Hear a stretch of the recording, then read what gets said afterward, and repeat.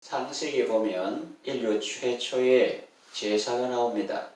아담의 아들 가인과 아벨의 제사인데, 가인은 농사하는 자였고 아벨은 양치는 자였습니다. 가인은 땅의 소산으로 제물을 삼아 여호와께 드렸고, 아벨은 양의 첫 새끼와 그 기름으로 제물을 삼아 여호와께 드렸습니다. 그런데 하나님께서 아벨과 그 제물은 받으셨으나 가인과 그의 제물은 받지 않으셨습니다. 이처럼 하나님께서 받으시는 제물이 있고 또 하나님이 받지 아니하는 제물이 있습니다. 주목할 점은 제물 앞에 제사 드리는 사람의 이름이 나온다는 것입니다. 성경 표현에 아벨과 그의 제물이라 표현했고 또 가인과 그의 제물이라고 표현했습니다. 그러니 사람 따로 제물 따로가 아니라는 거죠. 다시 말하면 하나님 앞에서 제사 드리는 사람과 제물이 분리될 수 없다는 겁니다. 그래서 그의 제물은 받으셨는데 그 사람은 받지 않으셨다, 그런 경우가 없습니다. 마찬가지로 그의 제물은 받지 않았지만 그 사람은 받으셨다는 경우도 없습니다. 하나님은 짐승이나 어떤 제물을 탐하는 분이 아니라 우리의 중심을 보시는 분이십니다. 우리가 하나님께 헌금할 때 그 액수보다 더 중요한 것은 드리는 사람의 마음입니다. 중심입니다. 자세와 태도입니다. 또 시간이나 재능을 드릴 때도 마찬가지입니다. 그것은 자신과 분리될 수 없습니다. 제물은 제사 드리는 사람과 분리될 수 없습니다. 하나님이 기뻐 받으시는 제사가 있고 또 하나님이 받지 않으시는 제사도 있습니다. 거기서 더 나아가서 하나님이 미워하시는 제사도 있습니다. 하나님이 미워하시는 제사도 있습니까? 그런데 성경에 바로 나옵니다. 잠언 15장 8절에 악인의 제사는 여호와께서 미워하셔도 그랬습니다.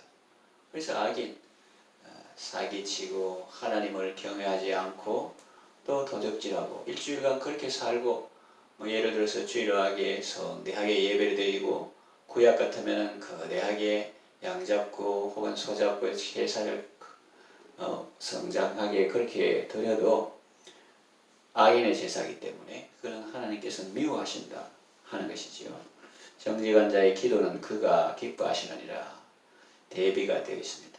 아무리 소를 잡고 양을 잡고 성대하게 제사를 드려도 그 삶이 바르지 못하고 하나님을 법을 위반하고 그 악인의 제사는 하나님이 받지 않으실 뿐만 아니라 그런 것을 미워하신다 하는 겁니다. 자, 그렇다면 하나님이 기뻐 받으시는 제사는 어떤 제사일까요? 하나님은 우리가 어떤 제물을 드리기를 원하실까요? 본문을 보니 너의 몸을 제물로 드리라는 말씀이 있습니다. 이것이 무슨 말일까요? 인신 제사를 드리라는 것일까요? 고대 마야 아즈테크 문명에서처럼 사람을 제물로 잡아 우상에게 드리는 그런 것을 말할까요? 그렇지는 않습니다. 자비하신 하나님께서 그런 걸 명하실 리가 없습니다. 사도 바울도 내가 하나님의 모든 자비하심으로 너희를 구원한다고 말하고 있지 않습니까? 그렇다면 너희 몸을 드리라 하나님 말씀의 의미는 도대체 무엇일까요? 지난 시간에 몸을 드리라는 제목으로 말씀을 드렸는데 이 시간에는 몸 드리는 일을 좀 더 구체적으로 말씀드리려고 합니다. 성경은 너희 몸을 드리되 이렇게 드리라고 말씀합니다. 어떻게 해요? 하나님이 기뻐하시는 거룩한 산 제물로 드리라고 하십니다. 이 무슨 말일까요? 제물은 본래 죽은 것입니다. 죽어야 제물이 되는 것입니다. 구약 성경의 개념으로 말하면 짐승이 살아서 돌아다니면 아직 제물이 안 된 것이지요. 양을 잡아서 껍질을 벗기고 각을 뜨고 번제단 위에 올려서 불로 태웁니다. 그것이 제물입니다. 짐승이 죽어 번제단 위에 있는 것처럼 너도 오늘 죽어야 주님의 기쁨이 될 수 있다는 것입니다. 목숨을 끊으라는 말이 아니고 옛사람 자아를 벗어버리라는 말씀입니다. 미움, 다툼, 시기, 질투하는 마음, 혈기, 분노 버리라는 것입니다.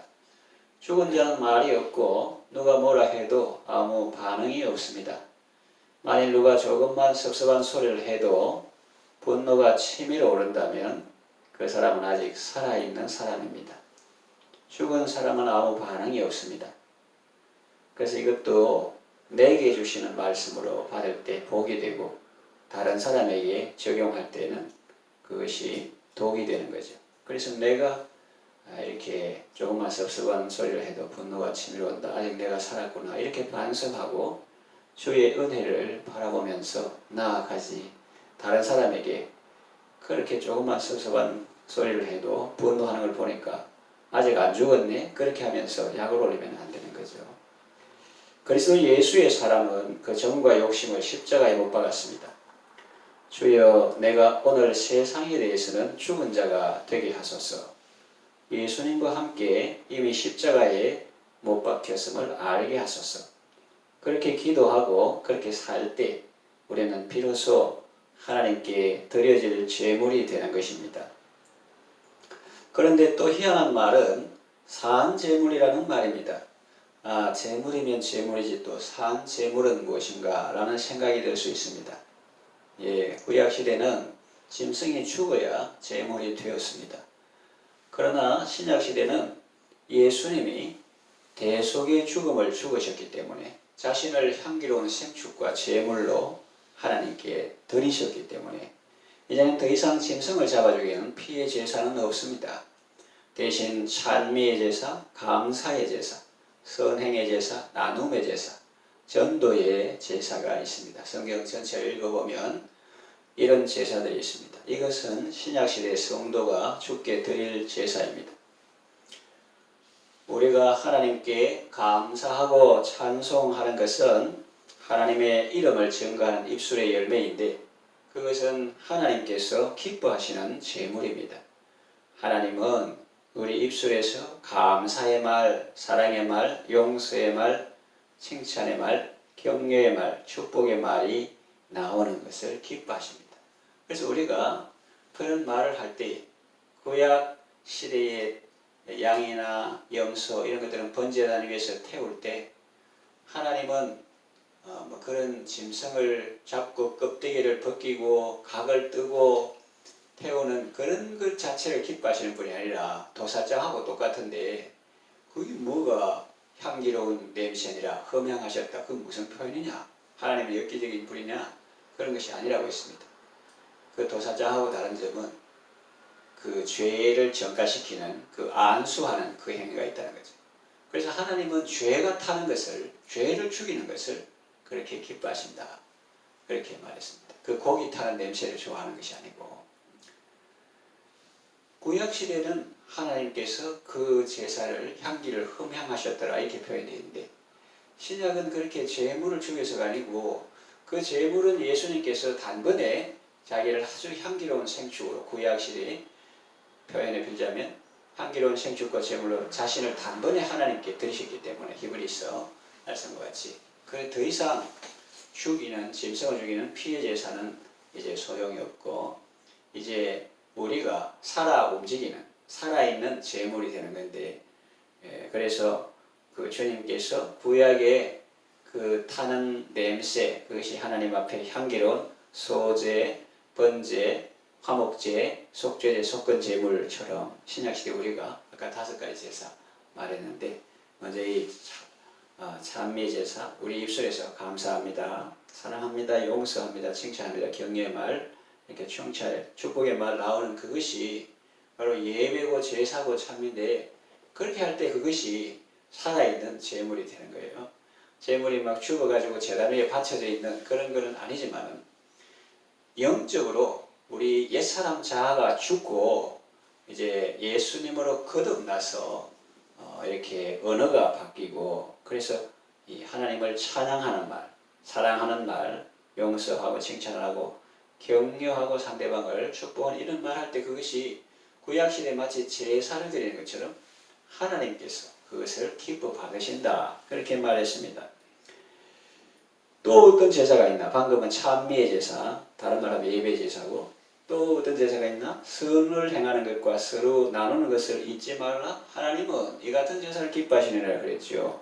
그래서 우리가 선을 행하는 그것이 하나님께 또 제사가 되는 겁니다. 또 서로 나누는 삶, 하나님께서 내게 주신 물질을 이웃과 나누고, 또 하나님께서 내게 주신 재능을 이웃과 나누고, 또 하나님께서 내게 주신 시간, 이런 것들을 이웃과 나누고, 또 하나님께서 내게 주신 은혜, 이것을 간증으로 이웃과 나누고, 이렇게 나누는 삶을 기뻐하십니다. 히브리서에 선행을 행하는 것과 서로 나누는 삶을 잊지 말라. 하나님은 이 같은 제사를 기뻐하신다고 히브리서 기자가 말했거든요.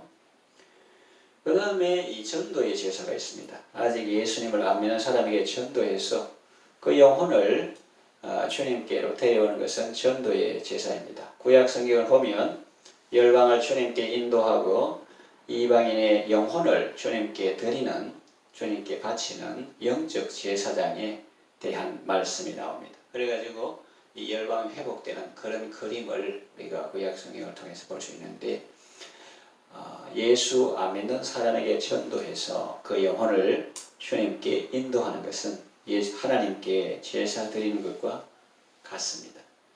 이처럼 감사와 찬송과 선행과 나눔과 전도는 신약시대 성도가 주께 드릴 제사입니다.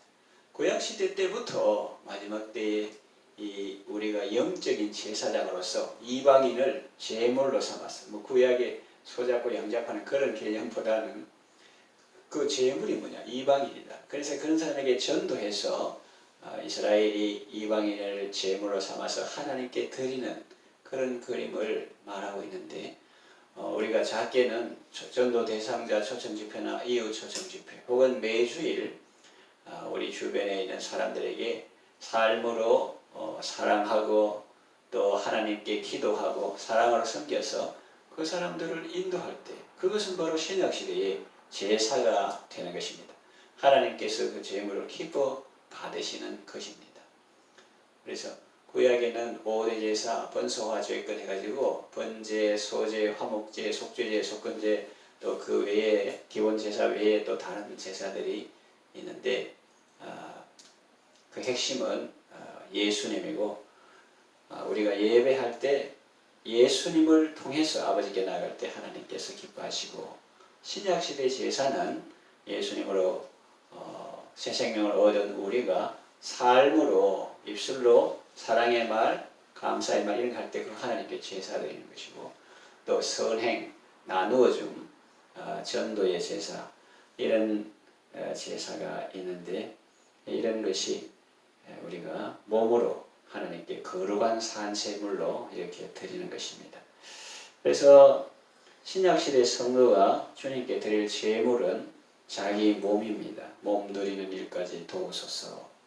나 주님께 몸 바쳐서 주의 일 힘쓰리. 그런 찬송가사처럼 이 몸을 드리는데, 구약시대처럼 제단 위에 덮어져 가지고 나 이제 죽었다 그런 것이 아니고, 영적으로는 그렇게 옛사람 자가 죽는 것이라도 실제로는 죽어가지고 퍼져 있는 그런 걸 말하는 게 아니고, 이제 살아 움직이면서 학교도 가고 직장도 가고 병원도 하고 사회생활도 하면서 그런 인간관계 속에서 입술의 말을 이렇게 하나님께서 기뻐하시는 그런 찬미, 감사, 또 선행, 나눔, 전도, 이런 말을 하고 행동을 하고 그런 삶을 살 때, 그것이 바로 거룩한 산 제물로 하나님께 드려지는 것입니다. 성경은 우리에게 먹든지 마시든지 무엇을 하든지 하나님의 영광을 위해서 하라고 말씀하십니다.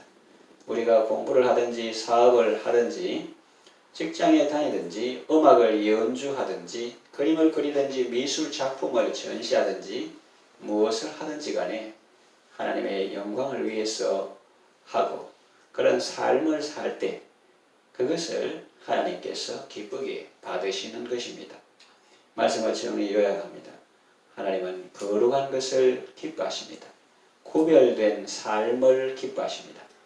하나님이 기뻐하시는 그 제물은 거룩한 제물입니다. 구원받는 성도로서 합당한 생활, 거룩한 삶으로 하나님을 기쁘시게 하는 여러분 다 되시기를 바랍니다.